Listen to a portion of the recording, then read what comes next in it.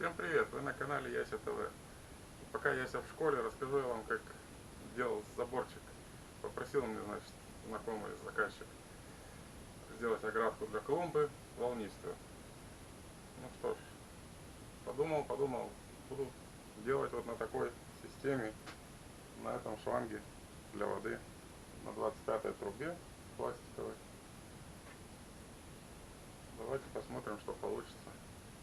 У нас вот делают ящики для яблок, и потом подают вот такие дрова. Ну, это я говорю, к примеру, что можно делать из чего угодно. Он шлифовывается на токарном станке и потом режется на 3 части. Одна, вторая, еще один остается прямоугольный для другого вида заборчиков. Так, отрезаем, это когда мы уже распилим, я вот порезал. Отрезаем одну часть. Я еще срезаю боковинки чуть-чуть на миллиметр, чтобы мне так больше нравится. И делаю скос, тоже мне так приглянулось. Вы себе угол можете выбрать какой хотите. То есть это мы уже подготовили заготовки. Сейчас выставим угол, какой нам нужен. И вот заказчик захотел длину 40 сантиметров. Вставляем 40.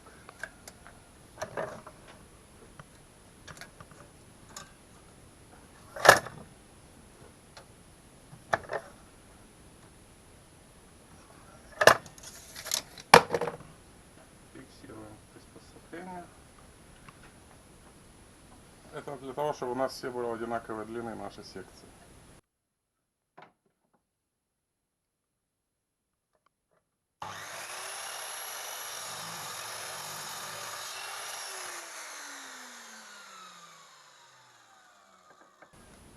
И теперь, когда уже нарежем, можно еще шлифовать.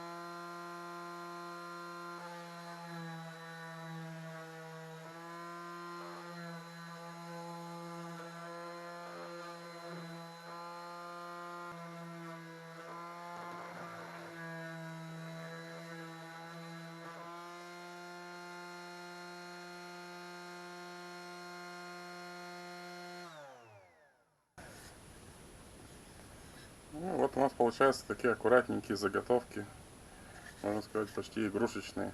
Дальше лаком. А вы знаете, что куртка Бэйна все-таки существует? Вспомните дубленку Бэйна из Темного рыцаря. Ну что, Готэм, покрасим наш заборчик.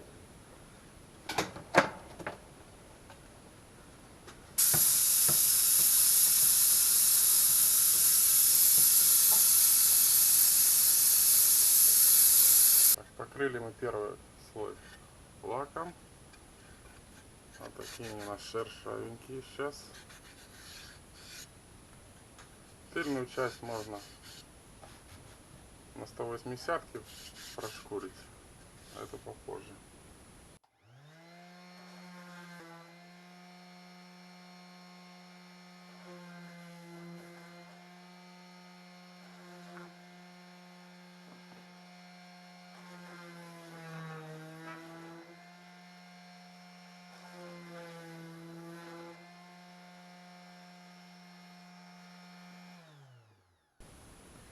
Что ж, продолжаем подготовку для второго слоя лака. Если тыльная сторона нам не сильно важна, мы прошлись, да и ладно, что эту переднюю часть надо обработать нулевочкой. Продвинутый народ знает, что нулевочкой называют мелкую наждачную бумагу, а народ продвинутей продвинутого знает, что она бывает разная. Лучший результат 320 показал себя лучше для нашей штахетины.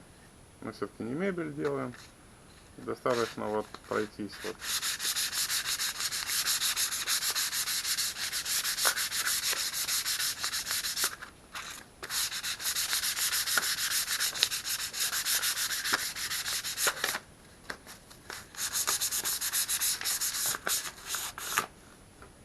Буквально 10 секунд, и наша поверхность готова. Торцы еще.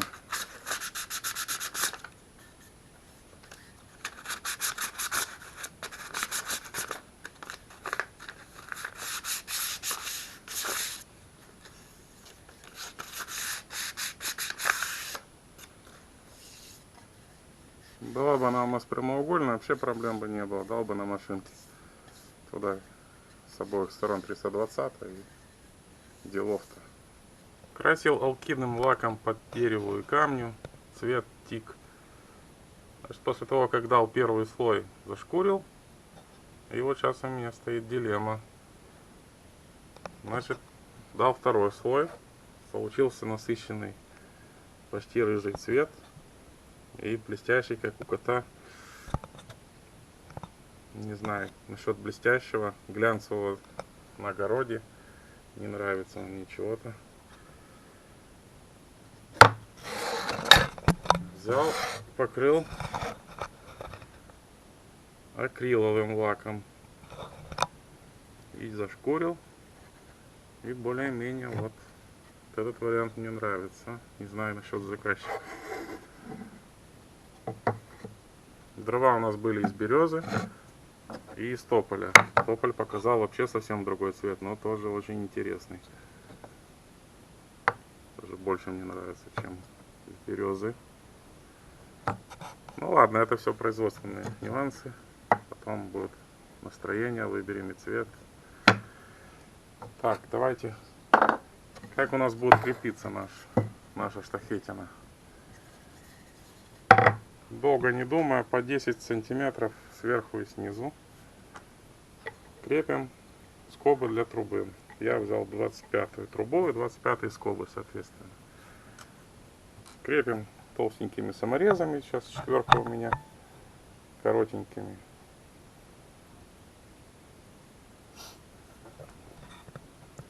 На чем все будет держаться?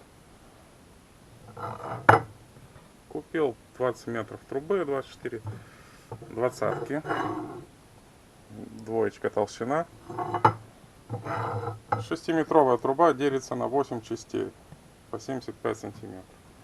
Режем 3 по 1,5 и полторушки режем уже на 45 градусов, чтобы было удобнее забивать в землю.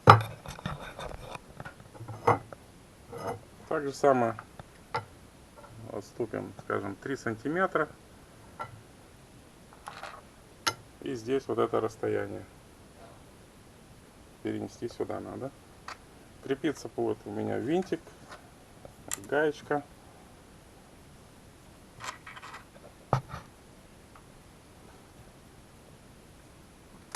Так. Вот, трубу надо разметить.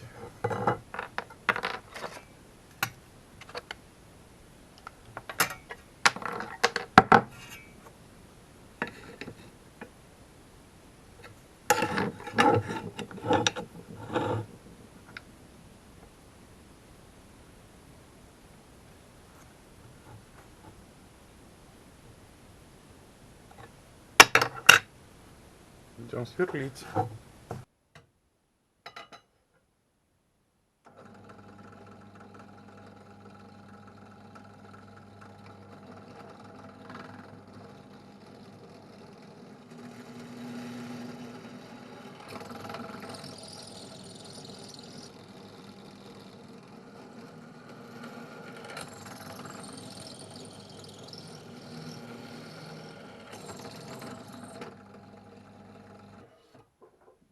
Кстати, если найдете заглушечки пластиковые, возьмите.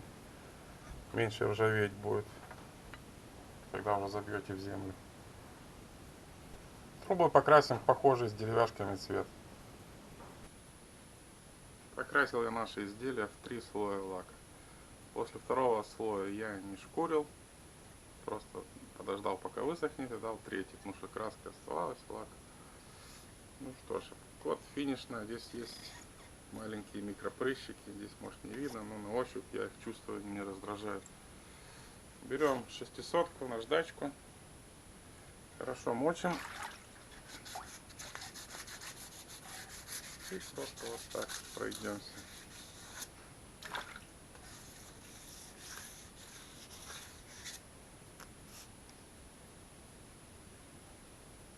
Все, теперь даже на ощупь наша поверхность гладенькая.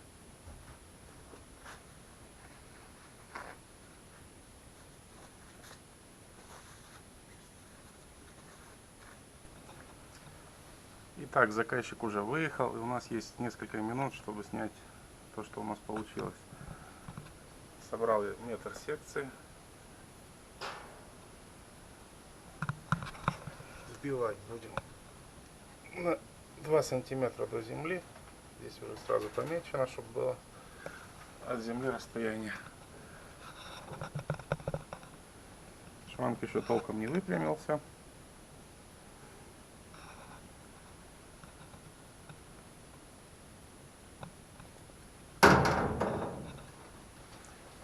Почему же все-таки шланг, а не, скажем, вот обычно деревянная направляющая? Во-первых, поперечки быстрее гниют всего. Их надо набивать. Это все можно было подготовить в гараже и только выйти на природу и выставить.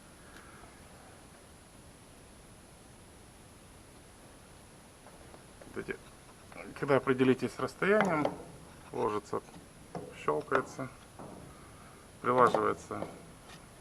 Вот здесь у меня 2,7 вышло расстояние. Щелкается это, приложил следующее. Ну, сначала надо вкопать, конечно, стояки, выставить трубу, пусть она денек постоит, выпрямится, примет свою форму. Так, плюс эти конструкции. Штахетину можно всегда снять, покрасить, на зиму сложить, чтобы не гнило лишний раз. Второе, мне нравится то, что он нет прямых углов, ее можно выгибать по форме клумбы. И вот только сейчас пришло в голову. Наш шланг можно использовать по назначению. Скажем, у нас всегда идет, когда полив, куча шлангов переплетенных по земле валяются. Если заранее подготовить и на трубу одеть вот такое устройство, можно будет всегда от дома или от колодца подключиться и использовать наш заборчик в качестве постоянного шланга. Ну, соответственно, на конец его поставить. Здесь используется переходник на быстросъем.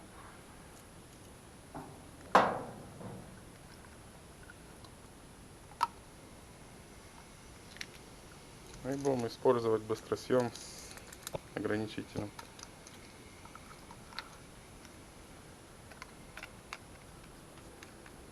Вот, если собрать такой переходничок, можно всегда подключать наш шланг ближе к клумбе, к другим поливочным местам. И если что, даже в середине можно врезаться. Если у нас заборчик длинный, можно будет где-то врезать тройничок, тоже с выходом под быстросъем. Правда, эти штахетины придется уже как-то проволочкой примотать, вот эти две верхние части.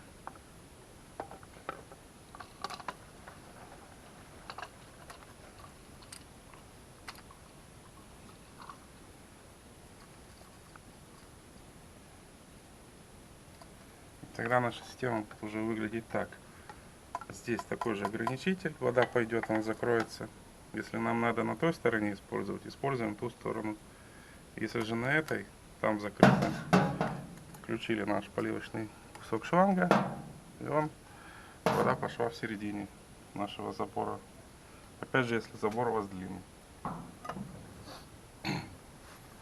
Кстати, вот вторую часть шланга можно использовать, если просунуть туда провод и сделать переноску. У меня вот электрическая газонокосилка, всегда этот удлинитель. Так где-то на конце подключился, провод всегда не валяется, времяночку такую сделать, под ногами не путается. Перед тем, как вбивать стойки, всем советую постелить на землю под заборчик вот такой вот ленту. Ее обычно используют пластиковый забор, чтобы капывать, а мы ее чем-то проплавить вот, и постелить под забор. И не будет расти лишняя трава, газонокосилка колесо вот здесь цепляет, и у нас всегда аккуратный заборчик виден.